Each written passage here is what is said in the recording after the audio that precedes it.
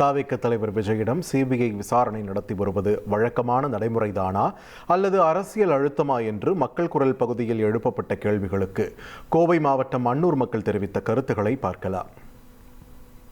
41 பேருடைய இழப்பு ஈடுகட்ட முடியாத இழப்பு. அதில் இவங்க தவறு பண்ணிட்டாங்க, அவங்க சரி பண்ணிட்டாங்கிறத தாண்டி வழக்கு விசாரணை நடக்குது. சிபிஐ அதிகாரிகள் சரியான முறையில் வழக்கு விசாரணை பண்ணி உண்மை என்னங்கிறது கண்டிப்பாக வெளிச்சம் போட்டு காட்டுவாங்க. யார் தவறு செஞ்சிருந்தாலுமே அவங்க கண்டிக்கத்தக்கவங்க தான். அதில் நடிகரோ அரசியல்வாதியோ மிகப்பெரிய பின்புலம் அதெல்லாம் இங்கே கிடையவே கிடையாதுங்க. தவறு செஞ்சுருந்தா இந்திய திருநாட்டில் கம்பல்சரியாக தண்டனை கொடுத்தே ஆகணும். இந்த வழக்கிலையும் யார் தவறு செஞ்சுருக்காங்களோ அவங்களுக்கு தண்டனை வர்றது நியாயமான ஒன்று. அவரு தான் முதல் விசாரணை கேட்டிருக்கிறாரு.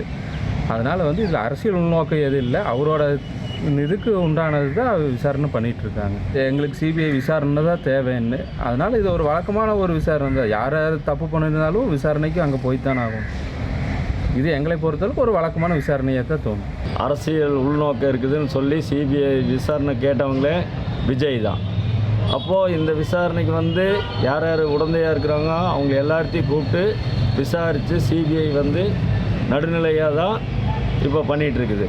இதை சிலர் அரசியல் உள்நோக்கத்துக்காக பண்ணுறாங்க, அதுக்கு இதுக்கு பண்ணுறாங்கன்னு சொல்லி இது பண்ணிகிட்ருக்காங்க. இது அந்த மாதிரியெல்லாம் கிடையாது. சிபிஐ வழக்குன்னு வந்தாப்புலன்னா எல்லாத்துக்கும் அதுக்கு சம்மந்தப்பட்டவங்கள எல்லாத்தையுமே கூப்பிட்டு விசாரித்து அதுக்கு உண்டான உரிய தீர்வு கிடைக்கணும். மக்கள் குரல் பகுதியில் அன்னூர் மக்கள் தெரிவித்த கருத்துக்களை பார்த்தோம். இனி செல்லும் இடமெல்லாம் செய்தி. தந்தை டிவியின் வாட்ஸ்அப் சேனலை ஃபாலோ பண்ணினா செல்லருக்கும் இடமெல்லாம் செய்தி.